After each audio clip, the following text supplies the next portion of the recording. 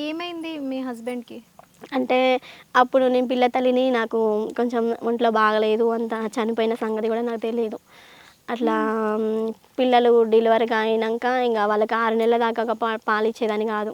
నాకు ఒంట్లో అసలు మంచిగా ఉండకపోయేదనమాట. డెలివరీ అంటే చిన్న వయసు కదా, మత్తు సూదేస్తారు కదా, ఇట్లా నాకు హ్మ్. పడకనో పడేయో మరి అట్లా డాక్టర్లు కూడా చెప్పారు. ఈమెకి ప్రెగ్నెంట్ అయితే డెలివరీ అయితే మాత్రం డెలివరీ అయినంత వరకు మంచిగా ఉంటుంది. ఒక 6 నెలలు 3 నెలల దాకా ఈమెకి ఒంట్లో మంచిగా ఉండదు. పిల్లగాళ్ళకి పాలిచ్చేంత స్థితిలో కూడా ఈమె ఉండదు అని చెప్పారు హ్మ్. డాక్టర్లు. కానీ మేమేమనుకున్నామంటే ఫస్ట్ సారి అమ్మాయి పుట్టింది కదా, మరి అమ్మాయికి తోడు ఎవరైనా ఉండాలి కదా, ఒక్కళ్ళైతే ఒక్కళ్ళే ఉంటారు. అమ్మాయి ఒక అమ్మాయి ఉంటే తోడుంటే ఏమైనా ఉంటుంది. ఇగ ఇంకొకటేంటిదంటే అమ్మాయి గదా! అబ్బాయి పుట్టాలని అనుకుంటారు చాలామంది. నేనైతే కొడుకే కావాలనుకున్నా. ఎందుకంటే ఇలాంటి పాటలన్నీ విని అట్లా ఉండి నాకు ఒక కొడుకు ఉండాలి కంపల్సరీగా అనుకొని నేను డాక్టర్లు ఇట్లా అవుతుందని చెప్పినా కానీ నేను మళ్ళీ ఉంచుకున్నా. అంత ఇష్టం కొడుకంటే. సరే అక్క, నువ్వు ఏడవకు, ఏం గాదు. ఇప్పుడైతే బాబు గూడా బానే ఉన్నాడు గదా! మంచి అసలు మీ ఆయనకేమన్నా ప్రాబ్లమా? హెల్త్ ప్రాబ్లమా? హెల్త్ చెప్పలేరు. ప్రాబ్లమ్ ఏం లేదు. కాకపోతే ఆహ్, ఏమన్నదో మనసులో తెలీదు నాకు కొన్ని. అసలు మా ఇంట్లో గొడవలు ఏమి ఎక్కువ కావు. కానీ హ్మ్. ఇక మందు తాగిండు గడ్డి మందు. అంటే నీ వల్లనా? లేకపోతే వేరే వాళ్ళు మీ ఆహా! అత్తమామ వల్లనా? ఎవరి అసలు వల్ల? నేను ఇప్పుడు అంత స్థితిలో కూడా లేను. అసలు ఏమని తెలుసుకోవాలంత స్థితిలో కూడా లేను. మా పిల్లగాడు అప్పుడు ఆ! నెల పిల్లగాడు అసలు అంటే డెలివరీ అయ్యేదాకా 6 నెలల దాకా పాలిచ్చేదాన్ని కాదు కదా.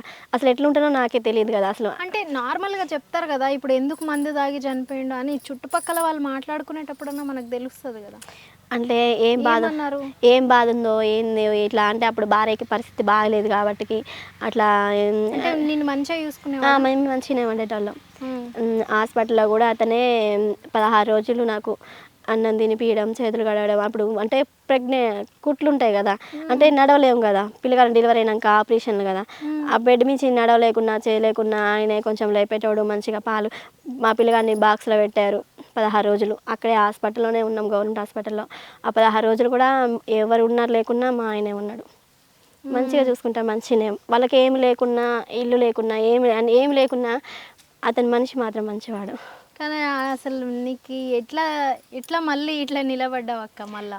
ఇగ అంతా జరిగిన తర్వాత గూడా? ఎందుకంటే నాకు ఈ బాధలు ఇయన్నీ తెలుసు కాబట్టికి. పిల్లగాళ్ళంటే ఇట్లుంటది, పిల్లగాళ్ళంటే అట్లుంటది. మన కాళ్ళ మీద మనం నిలబడాలి. ఎంతమందిరున్నా నేను మనసులో బాధలు చెప్పుకోను. కాపోతే ఎంతో ఆనందంగా అట్లా ఉంటా. అసలు నా మనసులో బాధ ఎవరికీ చెప్పను గూడా చెప్పను. వాళ్ళు అడిగి ఏంది ఇట్లా అని చెప్తేనే ఏదన్నా వాళ్ళు అడిగి గుచ్చి అడిగితేనే చెప్తా గానీ, నా మనసులో బాధ ఇది, నా పరిస్థితి ఇది, నాకు లేదు అట్లా నేను ఎప్పుడు అసలు అనుకోను. నాకు ఒక్క రూపాయి ఇంట్లో లేకున్నా సరే అందరితో సంతోషంగా ఉంటా.